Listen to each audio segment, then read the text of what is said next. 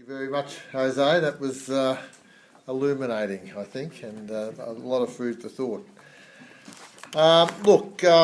We've got not very often that I get to introduce a legend, but I think I can rightly say that I am about to.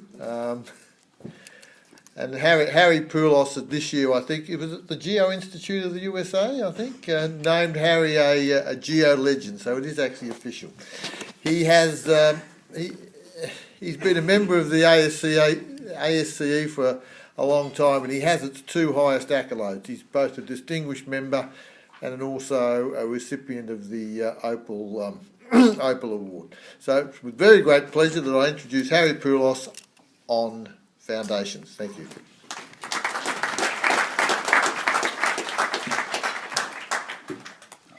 Well, thank you very much, Stuart, and good afternoon, ladies and gentlemen. Being the last speaker of the day is a somewhat unenviable task because people, I guess, are both fatigued and interested in what happens afterwards.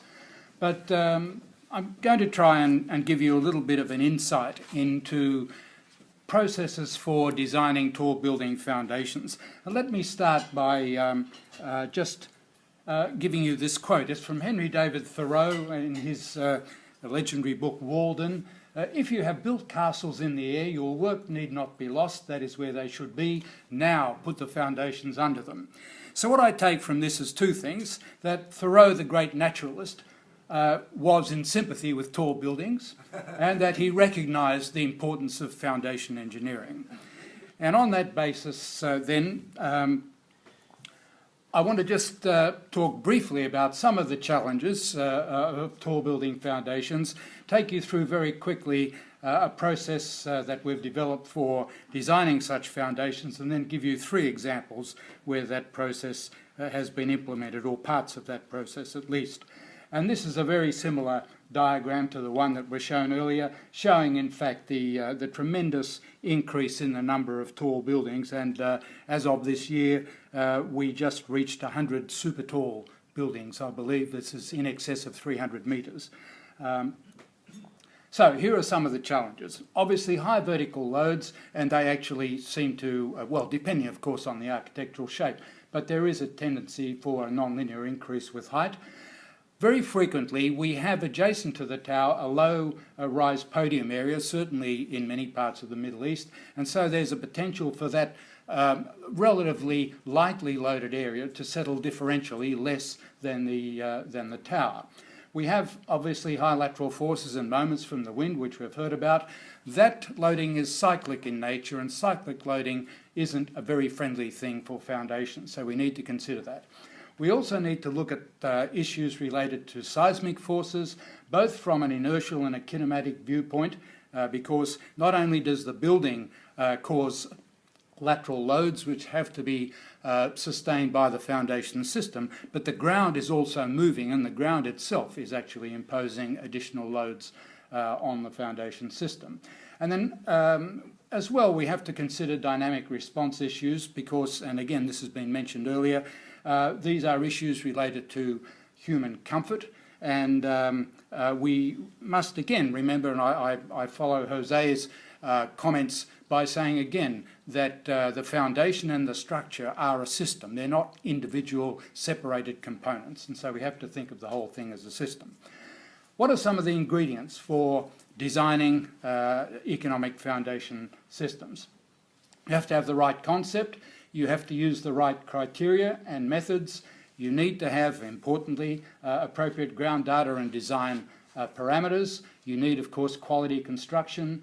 You need to have testing so that you can verify, hopefully, that your design assumptions have been, in fact, borne out in practice. And ideally, and this is not done perhaps as frequently as it should be, we need performance testing to check whether or not our foundation is performing as it should be.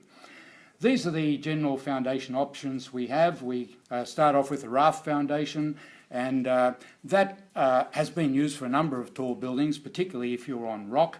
But these days, almost inevitably, most of the tall buildings we have will be on some sort of pile foundation, whether the whole load is designed to be taken by the piles, or whether we have a sharing of load between the raft and the piles. It's a matter of economics. Many of the buildings that we've been involved with are piled raft foundations, and the nice thing about this is that the raft is inevitably there because you're providing a basement for your structure, and so make use of that raft because it will provide you with stiffness, it will provide you with capacity. So these are some of the issues then.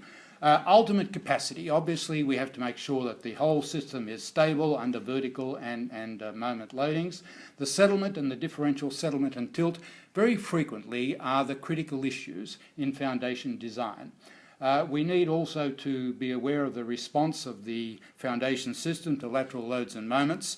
Dynamic behaviour I mentioned before is important because, again, the foundation is not on a rigid end. It is on a compliant foundation system, and that the dynamic response, the stiffness and the damping of the foundation will influence the dynamic response of the structure, and in fact can be deleterious because if it's too flexible, it can increase the period and therefore increase the wind loadings on the system. So it is important to try and make sure that we have adequate dynamic response.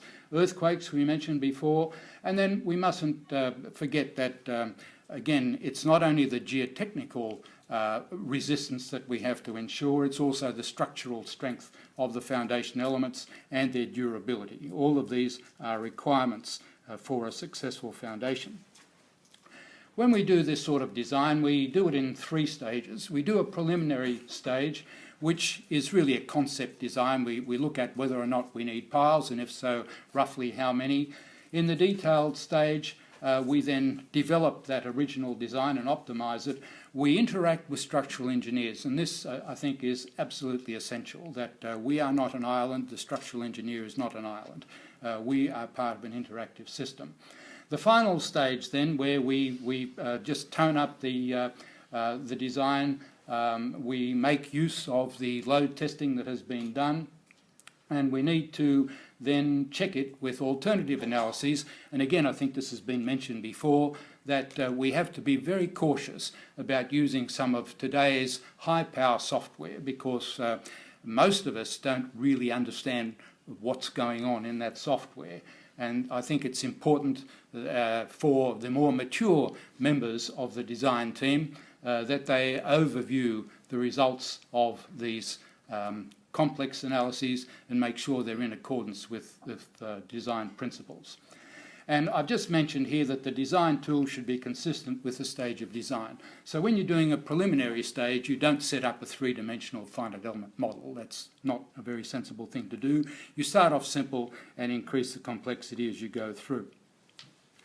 The design analyses that we do, the ultimate limit state, again, we look at the overall stability and geotechnical capacity. Cyclic loading, what we try and do here is to make sure that we have enough pile shaft capacity so that it can cope with the cyclic component of the axial load so that we don't have a degradation of pile capacity.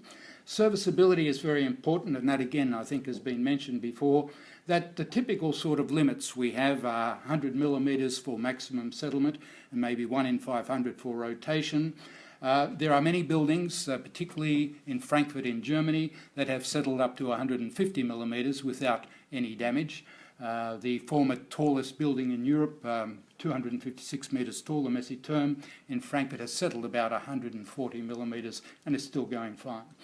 The 1 in 500 is a fairly standard one. We were asked to do 1 in 2000 for the Barangaroo development for the Crown Tower, which I think is unattainable. So we've had to have serious conversations with the structural engineers about that one.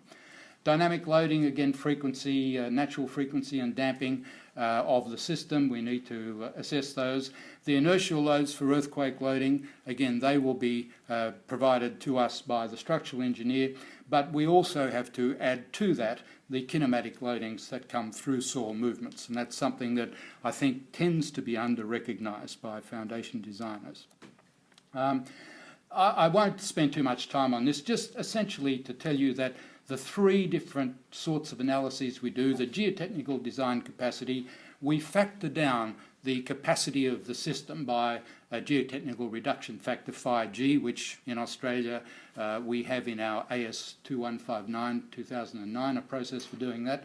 We make sure that those factored down capacities are adequate to resist the factored up loads in the ultimate limit state. The structural design capacity, we don't factor the geotechnical strength for that, because that may artificially limit the loads that can be induced into the foundation system. And then serviceability, again, we do our best estimate of those parameters to get the settlement under serviceability load conditions. And the key parameters we have to make decisions on, the friction and the end bearing of piles, the stiffness of the soil, both long-term for the long-term dead and live load, and the short-term for the wind and seismic load. These will be generally different parameters. Ultimate lateral pressures, the modulus for lateral loading, which will generally be different from that for vertical loading, because although we simplify soil behaviour perhaps by assuming it's an elastic material, it is a non-linear material which is strain dependent, and so we have to be aware of that when we assess our parameters. And then dynamic soil stiffness and damping. And I'll just put this in very briefly just to indicate that increasingly, and particularly with these sorts of tall building projects, we have been making use of geophysical measurements of the shear wave velocity in the soil, because the shear wave velocity can be related to the small strain shear modulus of the ground. So it's a direct measure of the in situ stiffness of the ground under very small strains, and then we can factor that down appropriately to a working load level. And so that's something that we now do quite routinely. And one of the good things, I guess, about tall building projects is that they're expensive projects, and so there is a willingness on the part of the developer to spend money trying to reduce the risks involved in what is, I think, one of the more risk-prone areas of the project. Just a couple of words about soil structure interaction issues. I've just mentioned again, and I'll emphasise once more, that geotechnical resistances, when you check for the maximum loads in the piles and in the raft, you shouldn't factor down those resistances, because that can artificially limit the amount of load that can be carried by the piles. Superstructure stiffness is important, and it is generally taken into account not by ourselves as the geotechnical component of the design team, but by the structural designer. What we do is we tend to give the structural designer the pile stiffness values, and I'll mention that in the next slide, and then he or she can incorporate that with the structural model to get a better estimate of the settlements and differential settlements. The other point I make here is that a lot of the software that we have tended to use makes the implicit assumption that the raft or the slab is rigid. And that's not a very good assumption, because even though, and you'll see, we have slabs as thick as 3.5, even 5.5 metres for one of the projects, that sounds extremely thick. I mean, it is to us, but if you've got a wingspan of 80 or 90 metres, then a 5.5 metre slab still has some flexibility, so it's not rigid. And what happens with rigid foundations is you tend to get a lot of loads coming onto the outside piles, and they can be overstressed if you believe that the raft is rigid. So ideally, we need to allow for the fact that the raft is not rigid, but it does have flexibility.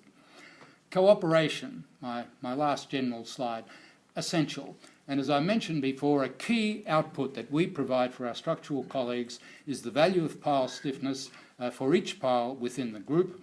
And those stiffness values, and I emphasise this, must take into account the fact that this pile here will influence the piles surrounding it. Each pile is part of an interactive foundation system, and that will tend to reduce the stiffness of the piles as compared with a load test on a single pile.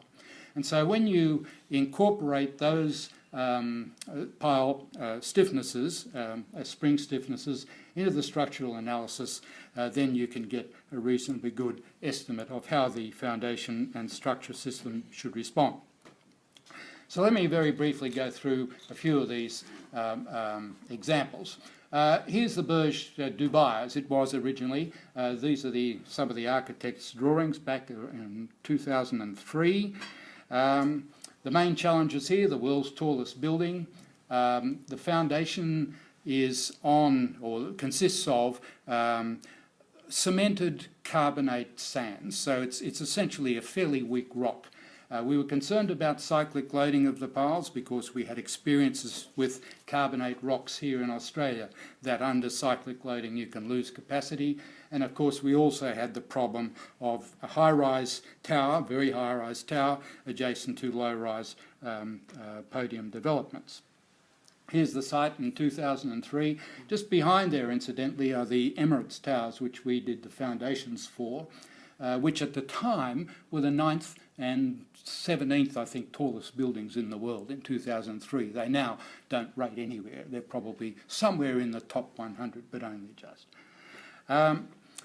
There was a lot of site information here: 30 boreholes, standard penetration tests, a lot of pressure meter testing, piezometers, and geophysics. The ground conditions, I won't bore you with this is more for geotechnical people, but essentially it was a weak cemented carbonate rock, and you see there indicated the tower raft was some metres below natural ground, and the tower piles surprisingly were not that deep. The tower piles, there were 196 piles, 1.5 metres in diameter and about 47.5 metres long. The podium consisted of 750 piles, 900 millimetres diameter and shorter, 30 metres long, and the raft was 3.7 metres thick. And that's the configuration of the piles, so essentially 3 arms, and the Kingdom Tower in Jeddah, Saudi Arabia, has a very similar footprint to that, but more piles and bigger. We acted as the geotechnical peer reviewers on this, with, as they were at the time, HIDA, who were the key designers. We actually did parallel designs and checked each other's calculations. So we didn't do sequential. We didn't sort of let them do the design and then criticise it. We did it in parallel because we thought this would be most constructive and would pick up any inconsistencies more rapidly. So they did their analyses, we did our analyses for settlements, and we got pretty similar results, which was rather good, because we also developed independently our own geotechnical models. There was a load test program carried out, fairly significant load tests, 3 static tests, 1 on a shaft grouted pile to see whether we really needed to have shaft grouting to enhance our skin friction. We did a cyclic compression test, a static tension test, and a lateral load test. What happened there was that, in fact, all of those tests were remarkably good. They worked out better than we had anticipated. The larger piles were loaded to twice the working load, the smaller piles to 3.5 times the working load, and the piles didn't fail. The skin friction values were in excess of our assumptions. Shaft grouting did in fact enhance the skin friction, but it wasn't necessary because we had enough capacity anyway, and the end bearing resistance wasn't even fully mobilised. So all of that was pretty good. We did a whole bunch of calculations. We actually analysed the whole 950 odd piles in the system in one analysis. It seemed like a good thing to do at the time. Not so sure about that. This then is our measured settlements towards the end of construction. And the thing I point out here is the maximum settlements are in the middle, which you would expect, and the minimum settlements out near the wing. 3.5 metre thick slab, but the differential settlements were of the order of 15 to 20 millimetres across those areas. Of course, quite acceptable, but nevertheless, a 3.5 metre slab here was nowhere near rigid. This was a series of measured settlement profiles. That's a settlement on the vertical axis and the distance along the wing cross-section. That's what we had predicted as the final settlement there, of the order of 75 millimetres. Towards the end of construction, they had got to 43. We reckoned that with time, the maximum settlement would be of the order of 50 to 55. So, as geotechnical engineers who tend to be somewhat conservative, we were reasonably comfortable that our prediction was not that bad. And again, to mention something that's been mentioned before, that was the estimated settlement. The actual shortening of the structure, and this is Bill Baker from SOM did this calculation, is estimated to be 300 millimetres. So this is one where the geotechs actually had it all over the structural guys. Our settlement was this much, and the shortening of the structure is this much. And then here are some pictures of construction process, and of course the big day, 4th of January 2010, when it was renamed the Burj Khalifa, and when the height of the building at 828 metres was finally revealed, because I knew it was more than 700, but I certainly didn't know, and nobody but perhaps the structural engineer and the architect knew. Next project, the INCHEON 151 Tower in South Korea. Is designed to be 600 metres, so it's just entering the super tall class, 2 wings with 3 levels of connection. The challenges here: reclaimed land, complex geology, because this was, perhaps I'll show you, the geology was nowhere near uniform across the site, and so it created a problem. 600 metre tall building with limited tolerance to differential settlements because of the connection of the 2 arms. This is what the site looked like back a few years ago, before reclamation. This is just a plot of the contours of depth to bedrock, and they vary by 20 to 30 metres across the site. So what we actually had to do was we actually couldn't use a single model everywhere. We had to use a series of 8 different geotechnical models depending on what part of the structure the footprint was on. Here's a typical geotechnical model, and we worked closely as the foundation designers with a local consultant in Korea to come up with this model and to actually do the design. The piles were founded on what they called soft rock, which actually wasn't that bad a material. There was soft rock and then there was better soft rock. I'm not sure that the classification is that edifying, but anyway, that's what they called it. And you'll see that the soft rock is not that great. I mean, there's 45 metres down and the material is sort of looking pretty rubbishy, but it wasn't that bad as it turned out. So 172 piles, now pretty big ones now, 2.5 metres in diameter, founded 2 pile diameters into the soft rock, 5 metres, or else below the elevation where the better soft rock was, and now a 5.5 metre thick mat. And here's the footprint, the central part, and then 4 legs coming out from there.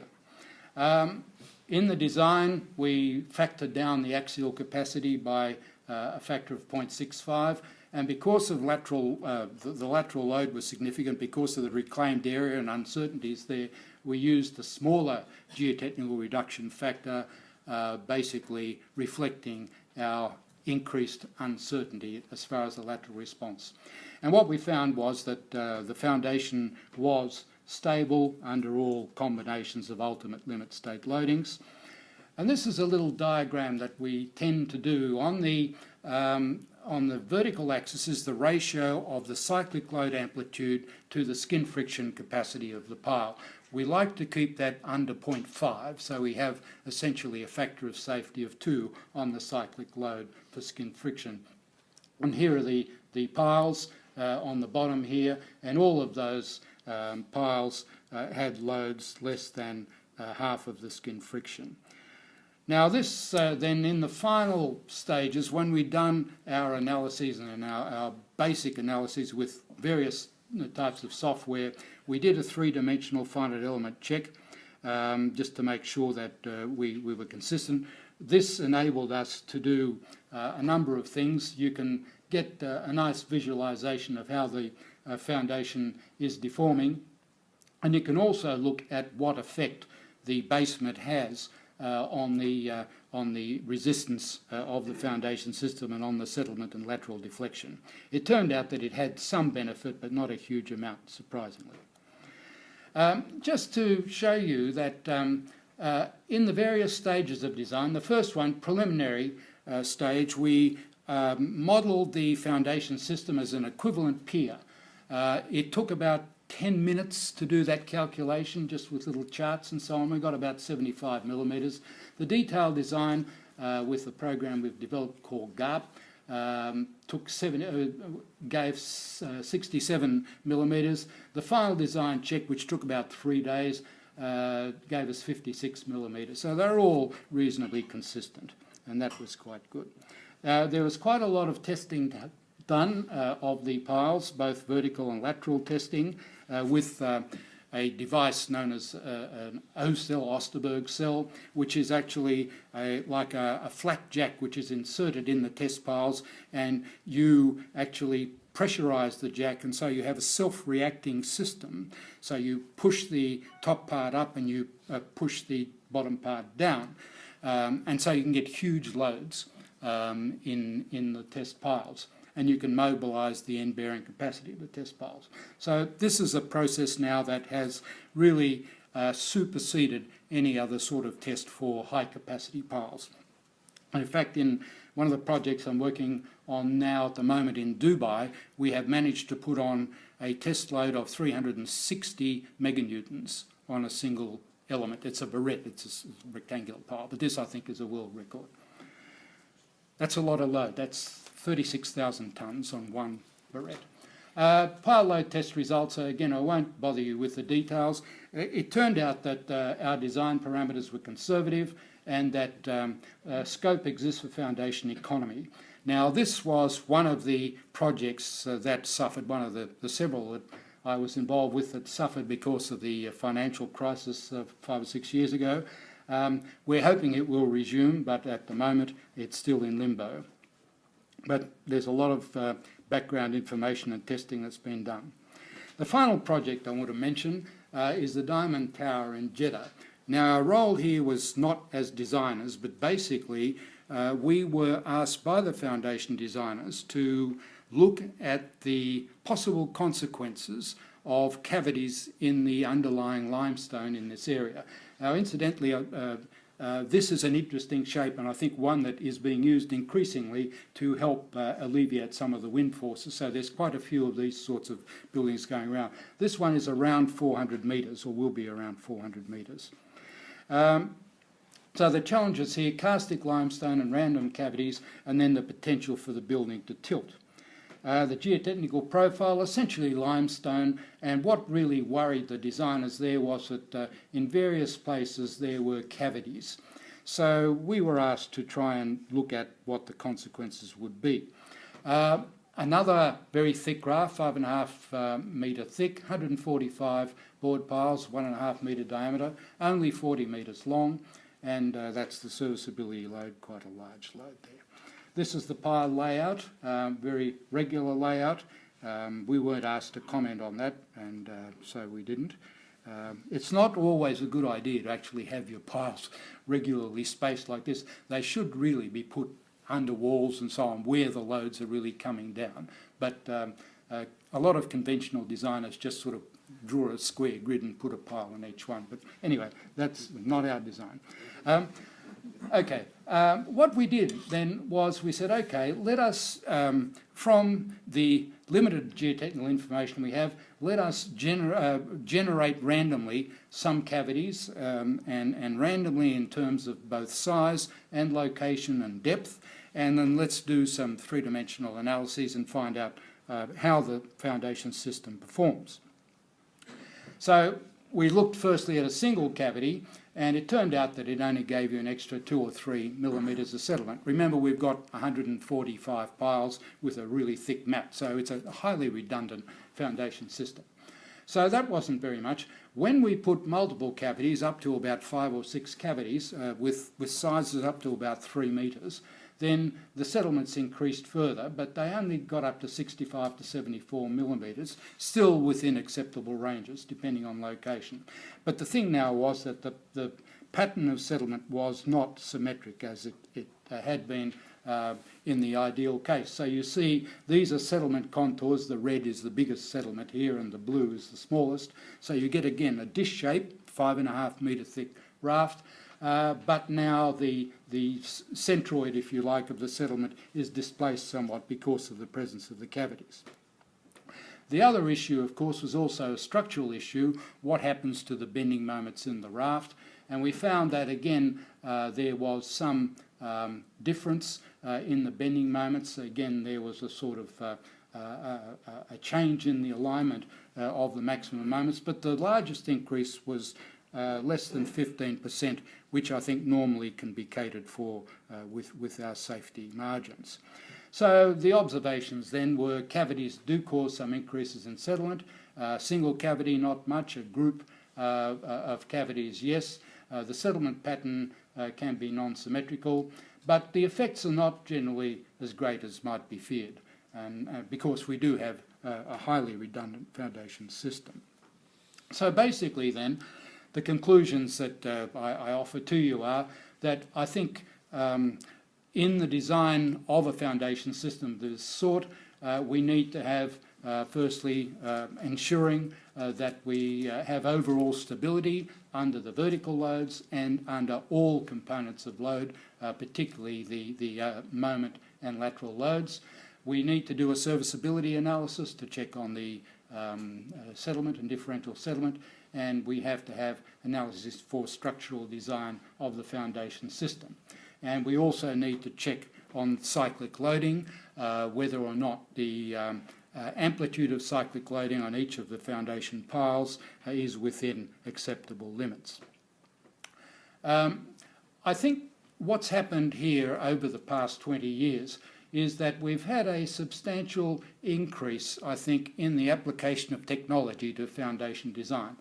The level of in situ testing has got greater, and we now have more sophisticated in situ tests. We're making much more use of geophysical testing than we used to.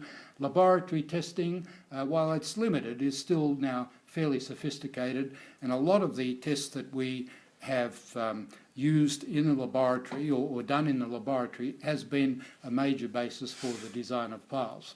And of course, the tremendous advances in our capabilities in terms of analysis and design, I think, have helped us to be able to analyse more complex problems. Again, I echo a comment that was made earlier that it is absolutely essential that simpler methods be used as a check on advanced numerical analyses, and that there be fruitful cooperation between geotechnical and structural designers. I know in some of the projects I've been involved with, there are mutterings on both sides about the incompetence of the other side. But I think in many of the successful projects that we've been fortunate to be involved with, there's been a real element of cooperation. I mean, it is a team game. It is a single system that we're trying to design. Thank you.